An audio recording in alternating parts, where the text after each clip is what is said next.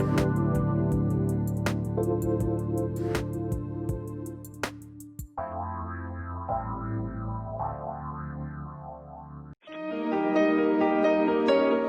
to the Dr. Pat Show. Talk radio to thrive by. Powerful, inspiring, and coming to you live, bringing you stories of people like you and me, busting through and living life full out. Get ready to dare to wonder what your life would be like if you knew you could not fail. Hey everyone, I'm Mariangela Maguire and I'm guest hosting today on the Dr. Pat Show. I'm really excited about this opportunity, grateful to her for providing it to me. My regular gig on Transformation Talk Radio is a podcast on Thursdays at noon, 3 Central or Eastern Time, called Nothing But Now. And it's a show where I really focus on the mindfulness journey, trying to help people and always actually, to be honest, helping myself pay attention to how to bring mindful practices into my daily life. There are simple ideas, but they can be very challenging to incorporate into our day. And so we talk about strategies and challenges. And then every other week on the show, I've been doing a new segment called Voices, where I'm trying to bring attention to the relationship between mindfulness and racism.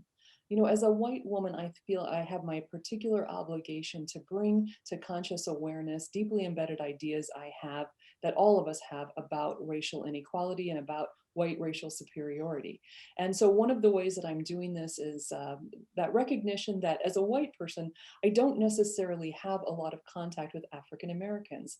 And maybe the most information I get is from the media, which means I have a pretty narrow and distorted picture.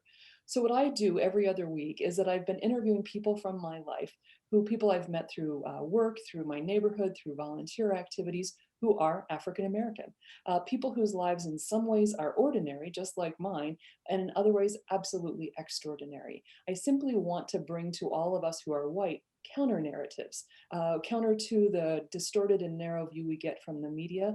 And for Black, Indigenous, people of color, I hope that in listening to these stories, you'll hear stories that resonate with your experience. And again, stories you don't hear enough of in the regular media. So I'm pushing that topic a little bit further today by talking about diversity, inclusion, equity at a really critical moment in our culture and our history. And I'm doing that with my guest, Dr. Diane Goodman. Diane, thank you so much for joining me today on the Dr. Pat Show. Oh, it's a pleasure to be here with you. Thank you. Yes. So Diane is what is Diane not? Diane is a consultant. She's an educator. She's an author. I'm guessing you've been a mentor to many in this space around diversity, inclusion, social justice. And this has been part of your professional life from very early in your professional life. Is that right? That is right. I've been doing this work in one form or another, mostly as an educator, broadly defined, for over 35 years at this point. Wow. And it is work I am still as passionate about and clearly is as needed today as it was when I started. Exactly. Well, you know, that's a segue to something I've been thinking about quite a bit. You know, you and I are of an age where we can think back, I'm guessing, to our childhood and remember seeing on television in particular violence in the streets, right? Unrest around issues of racial injustice. I remember as a little kid seeing that, and it was scary, wondering what is going on. Seeing people in incredible pain, being treated unfairly for reasons that seemed terribly arbitrary. And here we are, 50 years later, seeing some very similar images. So Diane, as an expert, as someone who's devoted her career to these issues, I just wonder, how are you making sense of the current moment that we're in? Well, first I want to say I don't feel like an expert. Okay. These are issues I've been thinking about and learning about and talking about for a long time, but certainly in no way consider myself an expert or have, you know, the definitive perspective on these issues. And as you said before, being a white woman as I am, you know, certainly that informs my lens on this. Right. And I really, as you, try to listen very deeply to Black, Indigenous people of color and what they're saying and what they're experiencing from their realities. But having said that, I mean, it is hard for anyone to be watching the news and not to certainly have a response, and I think we have different responses to it. the one thing that I think is really important that I've appreciated what others have said is how do we not focus specifically on the violence or the some people who are doing the looting, and what is the more important message that people are trying to express. Okay. And I think it is easy to get distracted by, and certainly our president is intentionally trying to turn our attention to the violence that's occurring and to exploit that, Right. and not talking about what the more important and central issue is, which is racism and racial injustice and racism in the criminal justice system. Yeah. And so I think we need to continue to turn our attention back, in this case, what happened to, Mr. Blake, but also obviously the much larger issues that that's reflective of. Right. So, in these last few months, when so many stories have been held up as bringing our attention to that systemic racism, and particularly in the relationship between members of the Black community or Black people in America and the police, but that's these, if I think about the 4 stories that we've talked about the most in the last few months, those are by no means the only ones. So how do you not lose a sense of hope, and that sense that if I'm a person of color, I don't know how I could think that things are getting better. And as a white person, I struggle with that as well. How do you stay positive, or maybe you don't? I mean, how do you deal with the experiences and watching what's happening? It's a great question. And I'm seeing among my BIPOC, Black, Indigenous people of color, friends and colleagues, a level of despair, anger, frustration that they're saying they haven't experienced in a long time. People who are, and even watching people on TV who professionally talk about these issues, that I think this has taken a tremendous emotional toll on people. So I want to recognize that. And I know just for myself, how deeply despairing and horrifying it is to see what is just happening over and over and over again, knowing that this is the tip of the iceberg, knowing that this is happening all the time that we don't know about and has been. But in terms of the hopefulness, I think this is where history is important. Okay. I think history is important for us to understand this is part of a pattern, that this is not, I mean, you're referring back 50 years or thereabouts, but clearly we can go way, way back, further than that, since the founding of this country, and about how these patterns of violence against Black people and other people of color have been part of our history and has been used as a way to control and to oppress and to marginalize people. So that's one part of the history that I think we need to be mindful of, that this is part of a pattern. At the same time, we're also part of a history that has fought against this and has waged resistance, and in some very effective ways, because we certainly do have laws that didn't exist before. Good point. We certainly do have remedies that didn't exist before. We certainly do have people of color in positions of power where they weren't before. So I think it's important to hold on to the fact that while these patterns of violence and white supremacy and racism have always existed throughout the history in this country, that so also have people who have fought against it. And that includes other white people, that there have been white people who have joined these struggles again throughout history. And so, I do come back to Martin Luther King, the arc of the, I'm not saying this quite right, moral universe is long, but it bends towards justice.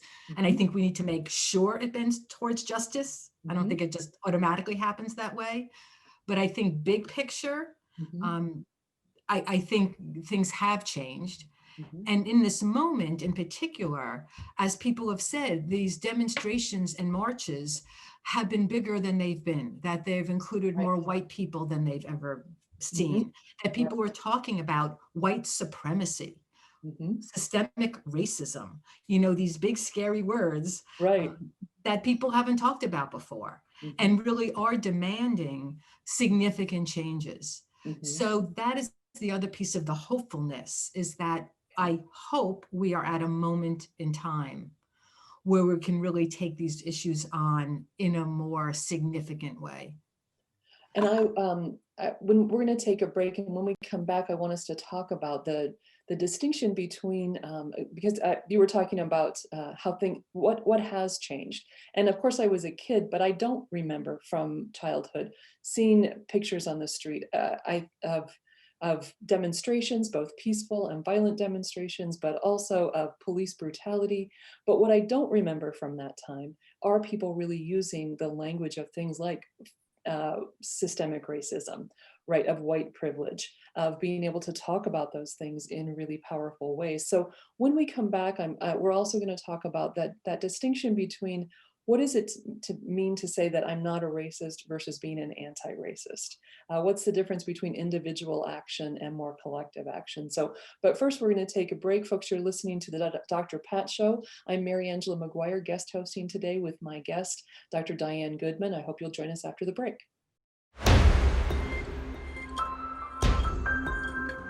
Hi, everyone. I'm Mariangela Maguire. Welcome back to the Dr. Pat Show. I'm guest hosting today, and my guest today is Dr. Diane Goodman, and we're talking about racism in America, systemic racism, and particularly because the two of us are white women, we want to address and talk about this in the context of our responsibilities. And one of the things Diane and I have been talking about is what's different today than, say, 50 years ago, or 100 years ago, or 150 years ago, or gosh, we could keep going back, couldn't we, to the experience, the reality of systemic racism in our culture.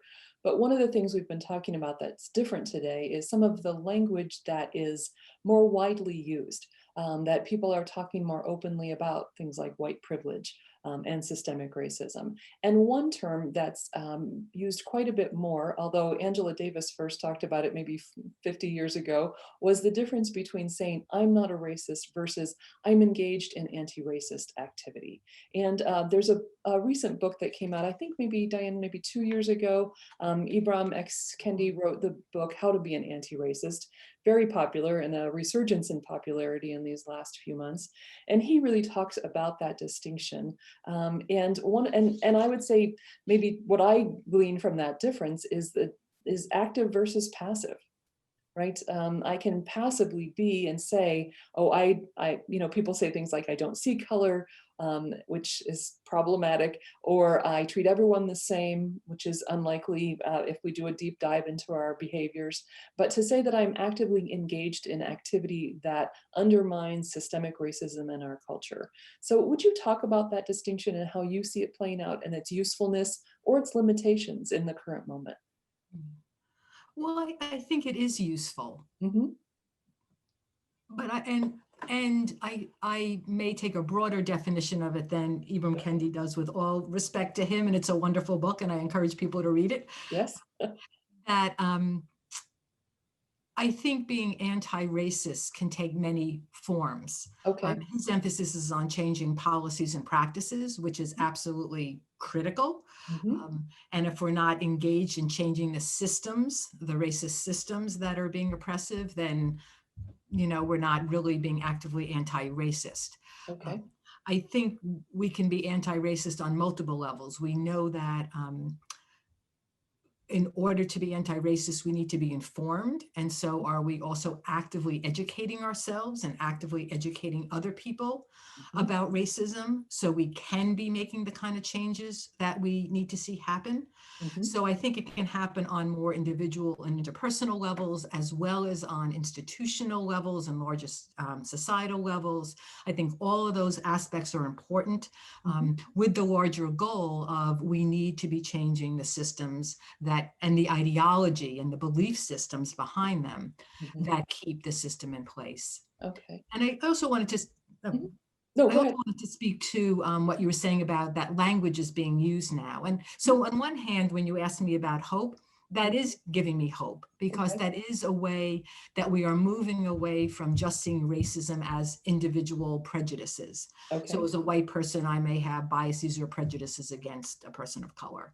And we're recognizing when we talk about systemic racism, or we talk about white privilege, or we talk about white supremacy, which is really about systems in which white people are seen as superior to people of color and have access and resources and opportunities that are given to white people that people of color don't have.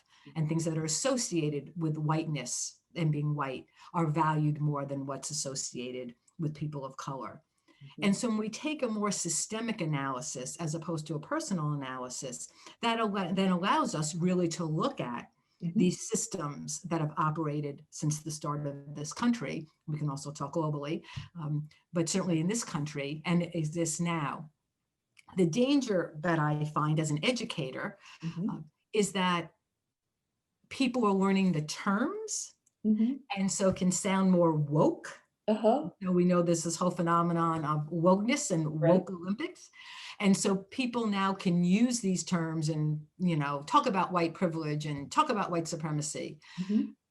But if it stays at the level of talk without really reflecting on what it means for them, and I'm speaking about white people, what it means for us in terms of being white, and what it means for how we show up in the world, and what it means for what we're doing to dismantle these systems, then it stays at a talk level and people get to feel good about themselves, but they're not really being anti-racist, back to your original point.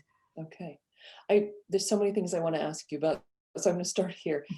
In your work as an educator in particular, you were talking about with our obligation to educate ourselves as whites. And if I think about my own high school, college education, it isn't that I didn't learn about slavery. It's that I know now from more current reading how little I learned, and how little I learned about the consequences. And that I think there is a way in which, for many of us, that kind of education stops a little bit at the Civil War, like, hey, the Civil War happened, enslaved people were freed, everything else now is on them, right? And so, for instance, for me, when I read a book by Isabel Wilkerson, I think The Warmth of Other Suns, I had a completely new understanding of what it meant to be Black in the South and to be Black in America post-Civil War. So in your experience as an educator working with people in all different kinds of situations, what's the biggest gap for whites in their understanding? And so that, what's the biggest gap that you notice people have in their knowledge? Well, I think certainly history and cumulative advantage and disadvantage.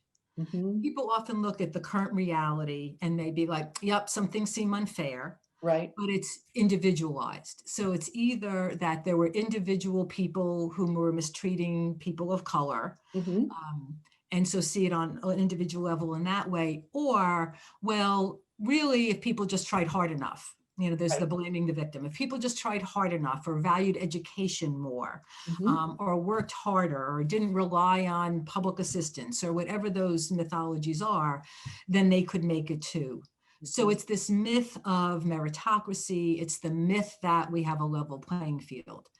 And one way I find to dispel that is not only to have current, more accurate information, but to understand that all the ways that white people have been advantaged throughout time that now show up in our current reality, and all the ways people of color have been systematically disadvantaged that shows up in our current reality.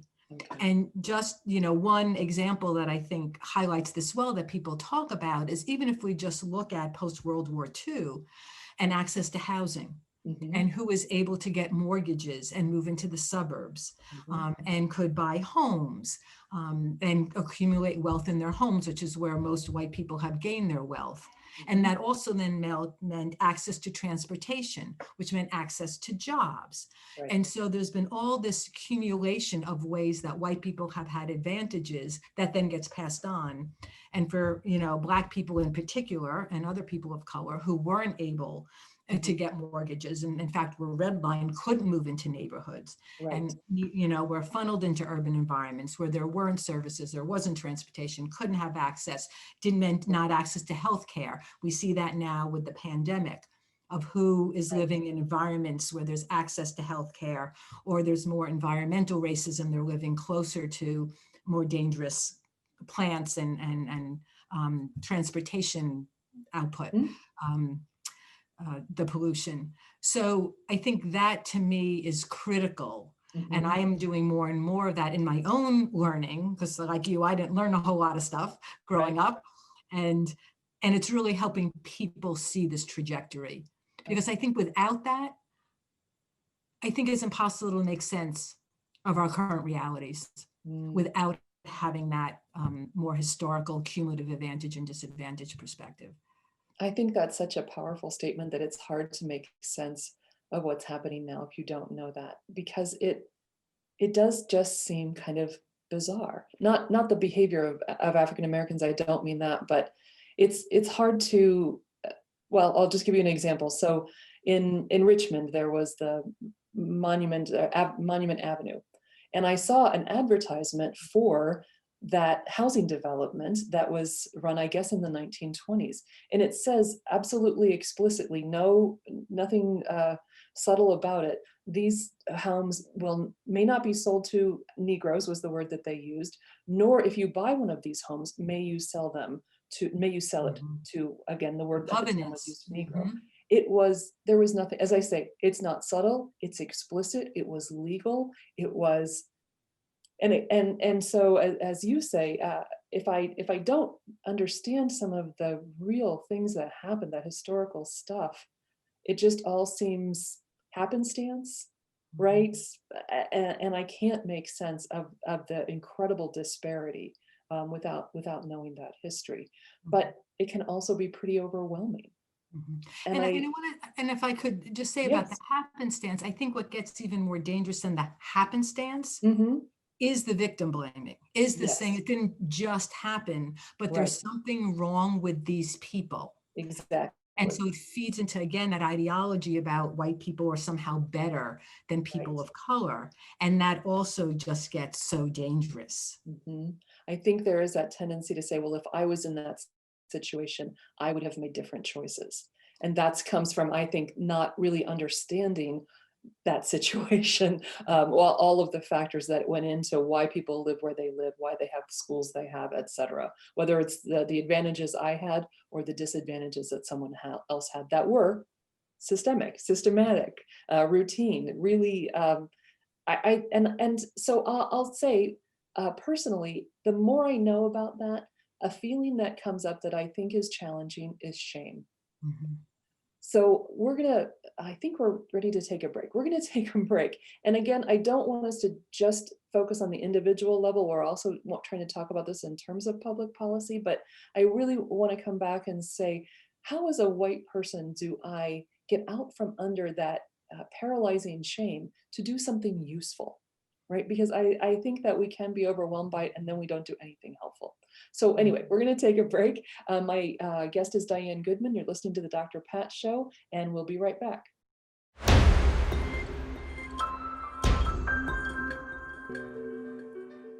Hi, everyone. Welcome back to the Dr. Pat Show. I'm Mariangela Maguire, and I am here with my guest, Dr. Diane Goodman. And we're talking about the current state of and the challenges and the protests, the police brutality, the police violence that we're seeing in our culture right now around issues of race. And it's not a new topic. It's not new to either one of us, but it is a critical topic. And we're really talking today in this conversation about, as white women, the role and the responsibility that we have to educate ourselves, to be engaged in anti-racist work, as opposed to the more passive approach to simply saying, I'm not a racist, I don't see color, and hoping that our moral goodness that we might believe we have is enough. But we've been talking about what it means to educate ourselves, to fill in all of those gaps with the reality of laws, practices that were on the books that allowed for a systematic advantaging of whites over Blacks in America, and Blacks and other people of color.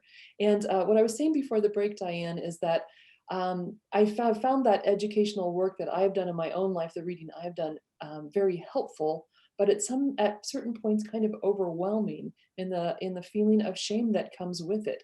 I heard, I think it was actually Isabel Wilkerson who had this analogy recently about that habit as whites that we sometimes have in this country of saying, hey, I was not a person who enslaved other people. I didn't invent redlining laws. Look, I'm not responsible for this. And she said, it's like when you buy a house. When you buy a house, you have to deal with the problems. You have to deal with what it is you purchased. And in a way, as whites, we are this is the culture that we own. It's ours too. And we have to deal with what's come up. But, I can walk away from it. I have that privilege as a white person to simply walk away. And I think if I feel overwhelmed and shamed, I'm more likely to do that. So how do you talk to white people, about managing their discomfort, the shame, the frustration, the overwhelmedness that they might feel in the face of all of this knowledge and information? Yeah, and I encountered that a lot. I mean, I've certainly have experienced those feelings myself, and I certainly hear, as I work with other white people about that whole range of feelings. And I think it's important to acknowledge them. I think it's important to acknowledge the emotional dimension of doing this work. Okay. That I think there's an intellectual dimension. Clearly, we need to learn a lot of things, and that's an ongoing process. But this is not simply intellectual work. It is emotional work. And part of the work of anti-racism and of liberation is about being in touch with our feelings. I think when we numb out, which is, I think, what we are often expected to do and need to do to continue to function in the world that we have, especially if we're start to become aware of the depth and breadth of racial injustice. The way we cope with that is to just numb out and pretend it doesn't matter and shut down our empathy. And so I think being in touch with our feelings is a way that we unnumb and can in fact be in the service of us feeling more called and motivated and engaged in anti-racism work. But the trick is, as you say, is not to get mired in them. Right. So I think there's one piece, and you talk about how mindfulness is something that, that you do a lot of work with, and I do some work with it as well. And that is certainly one tool, is to have skills around mindfulness, is to notice, is just notice what's happening to us without having to be attached to it. So I think, or in having places where we can talk about those feelings and express those feelings, whatever they are, so they have an outlet. Okay. Having said that, we need to find a way to not get caught in those feelings and to use them as a way to move us forward in doing this work. Okay. And one way is around the shame, is recognizing that while my family personally did not own slaves, that I have certainly benefited from this system. I mean, there's no way about it. Historically, I have benefited. My parents bought a house in the suburbs when my father came back from the Korean War, from the GI Bill. So, I can't ignore that I am the beneficiary of laws and policies that I may not have been around for, but that I'm a beneficiary of, and certainly currently I am as a white person. So I don't think it's about feeling shame about that, because again, it's not something that I necessarily wanted or asked for, or it might be things that my ancestors did, that it wasn't my decision. Right. But for me, what's more important to think about is, okay, so what are the remedies? What are the reparations? What do I do to make things right? If the shame is because of things that were wrong, what do I need to do to make things right? Okay. I think that's where, if we can use our feelings to fuel our anti-racism actions, then I think that is a productive way to both recognize and utilize what inevitably comes up for people. Okay. And in your work, what are you seeing that is effective? What is the anti-racism activity that makes a difference, either for changing the hearts and minds and behavior of whites, or of helping to create a more just world or culture? Well, I've yet to find the magic, Right. the magic activity. Uh-huh. But some things that I find helpful. Mhm. And it depends on where people are at in this journey. You Okay. know, is it white people who have never even thought about being white, who Right. have very little understanding of race and racism, you know, Mhm. or is it people further on, you know, down the journey, Mhm. and sometimes problematically think they know it all, Sure. but, you know, still have some learning to do, as we all do.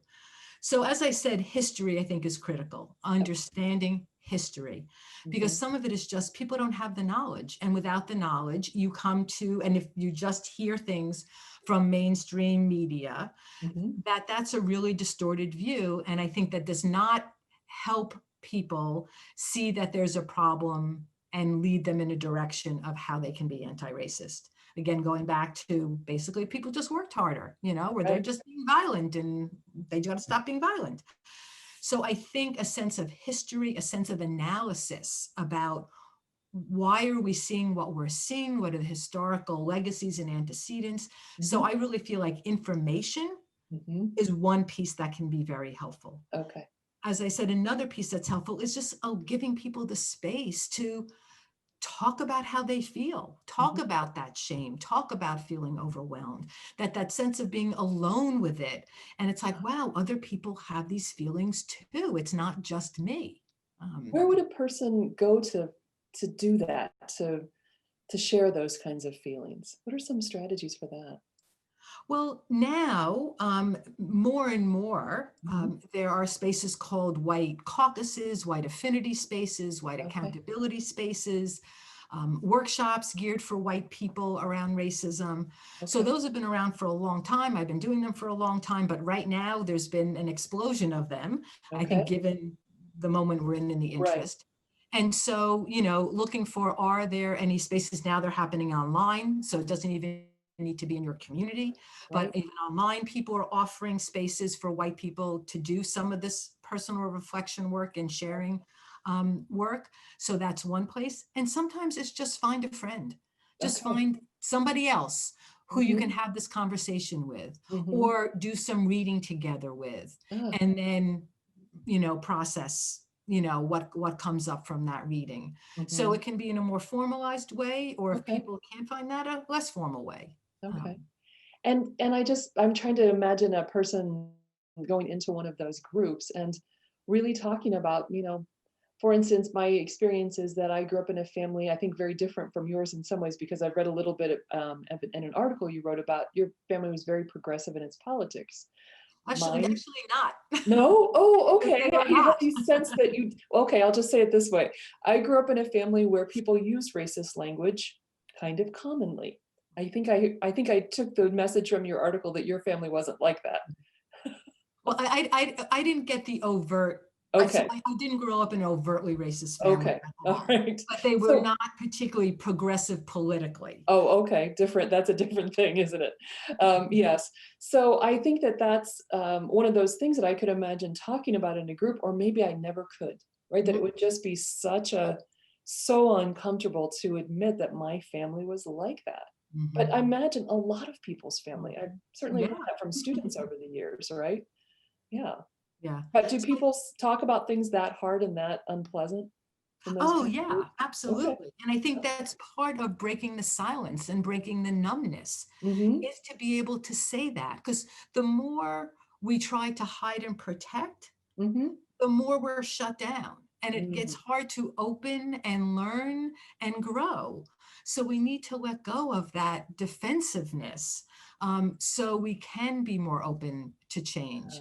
Because I Okay. do believe, and as I do this work, is that people do want to experience their full humanity and connect with other people in their full humanity.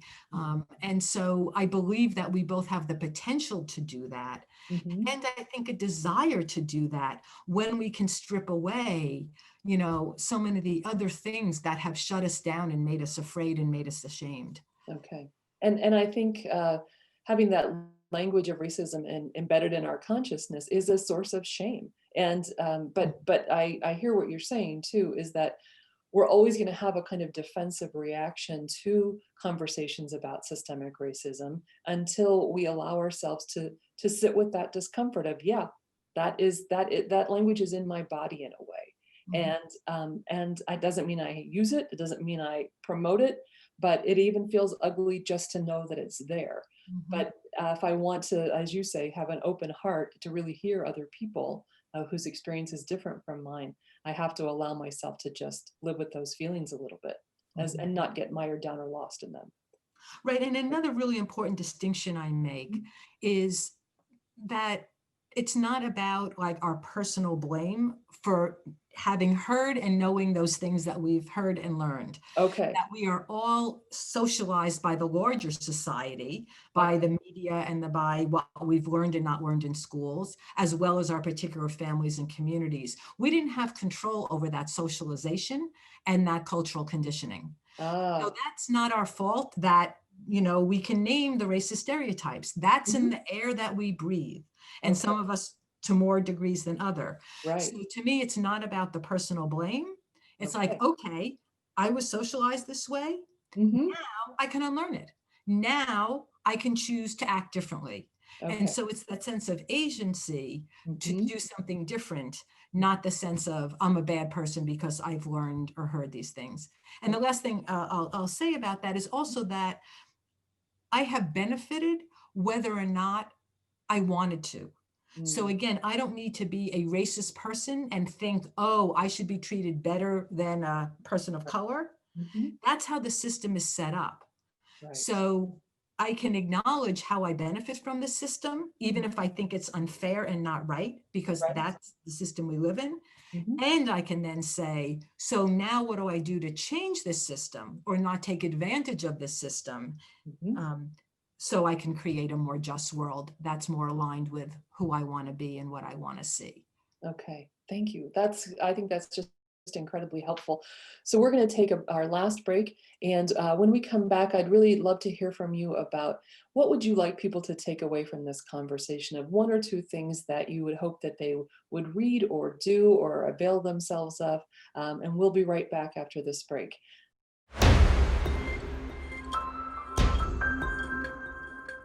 Hi, everyone. I'm Mariangela Maguire, and you're listening to the Dr. Pat Show. I am guest hosting today, and my guest is Dr. Diane Goodman, and we're talking about inclusion, equity, systemic racism, and what the challenges are for whites to actively engage in anti-racist work. Diane, if someone wanted to get more information from you, learn more about your work, what's the best way to contact you? I have a website, which is www.dianegoodman.com. And it has a variety of things that I've written, as well as, more background about what I do. Okay. And you do consulting work. Do you do that with what kind of organizations, people? What's that work towards, or who's the audience for it? So I work with a wide range of organizations. I do a lot of work with nonprofits, philanthropies, at universities and schools, faith organizations, community groups. So mostly those kinds of organizations, and really individuals and institutions who really want to look at how to create more equitable and inclusive environments where everybody can thrive. And that's really what I trying to create. Okay, that's great. So when we left off, we were talking about the experience white people have around educating themselves around about racism. And one of the ideas that I've read about in your work that I think is very interesting is the idea that there are, I think we tend to see it as zero sum. If I give up some of my privilege, or if other people, Black, Indigenous people of color have more rights, more privileges, somehow I'm going to lose. How would you address that kind of feeling or thought process that I might have as a white person? Yeah. I think one of the things for me that has really sustained my commitment to this work, and I know I'm not alone because I interviewed other people and I wrote about it in a book actually that I wrote called Promoting Diversity and Social Justice, Educating People from Privileged Groups. And that's what do we gain by unlearning racism or other forms of oppression when we're part of privileged groups? How are we harmed by these systems of oppression even while we benefit? And why is eliminating racism as a white person liberating for me as well as it is clearly for BIPOC people? And I think that shift from simply seeing it as we're going to flip the system. So now white people are going to be oppressed and BIPOC people are going to be in charge and oppress us. Clearly, why would we want to do, why we want to support that? Or does it address what I think the bigger issues are of how do we eliminate systems of domination? How do we create a world in which everybody has access to the needed resources and opportunities and safety, so everybody can be in their full humanity and can thrive and be well? That to me is the vision I'm going for. And I know there are many other people also who share a commitment to social justice and to liberation. It's a world that works for everybody. And so in helping people envision that, I do work, especially with white people, about what are some of the ways we're harmed by racism. And clearly we are benefited. Let me be very clear, and I hope I've been clear. Yes. Racism was set up to benefit white people, and we are, and we have been. And there are ways in which we can also have costs of that system. I mean, as I said, cost to our humanity, how much we need to shut down so not to really pay attention to the racism and violence that's happening. I mean, I talk to people all the time about all the social discomfort, about awkward around other people. I don't have friends of people of other races. I don't know what to say when I'm with different people. So there's all sorts of social awkwardness. I think in our society, we have more violence that impacts all of us. Because of unrest, because of injustice, that we spend lots of money on services that are needed because of inequities, social services and substance abuse services that I think are a result of inequities, that we can't work together across differences for things that affect us all, like environmental issues or health issues. So I help people think about kind of the whole range of ways in which there cost to people, white people, of racism, even while we're benefiting. And what we can gain by doing this work, of feeling a greater sense of authenticity and wholeness, and have a much more diverse and interesting life and more connections. So that's one way to mitigate the sense of this is a zero-sum game. I think that that's such a powerful statement, because it both incorporates what is the individual cost to me, how is my humanity undermined by, what is it, Du Bois, who just described the wages of whiteness, right? That what is the cost to my soul from being advantaged by this system and doing nothing to address it.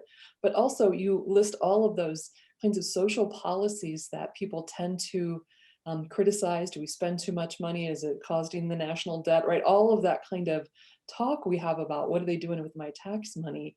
My goodness, if we lived in a more equitable society, we would be able to make such different choices with those resources.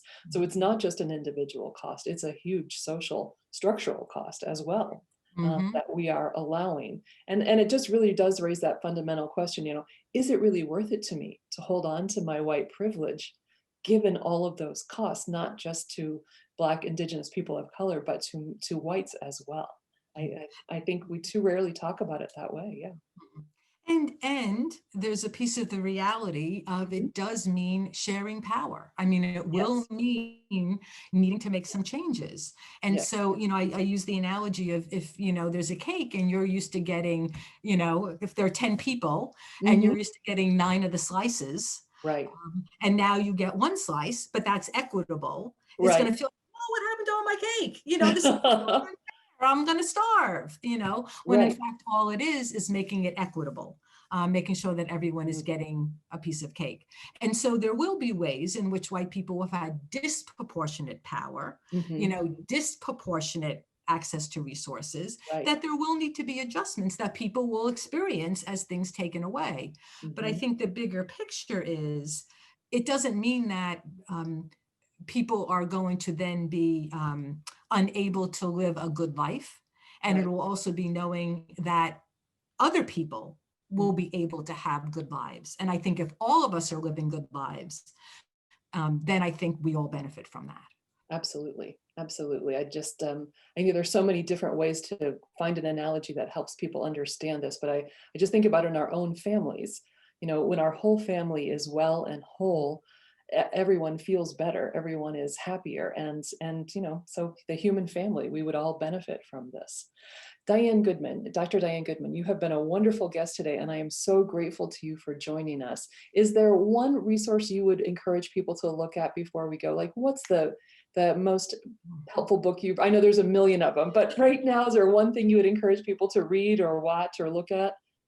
Oh, there are so many phenomenal resources out there that Okay. I can't even begin to say one, but I Okay. really want to highlight their voices of people of color, of BIPOC people, Yes. and I would Start point there. people in those directions. Okay, start there. Yes. And just as a mindfulness person, I would say Ruth King's book, Mindful of Race, is a great resource if you're interested in this in the context of mindfulness. And my show, if you want a little more Mariangela Maguire, is Nothing But Now on Thursdays at noon, 3 Eastern time. Diane Goodman, people can find you at your website, dianegoodman.com, if they would like to learn more about your work and be in touch with you. Thank you again for joining us today. Oh, thank you so much for having me. A pleasure talking with you. You too. Okay. Thanks, folks, for listening to the Dr. Pat Show on Transformation Talk Radio.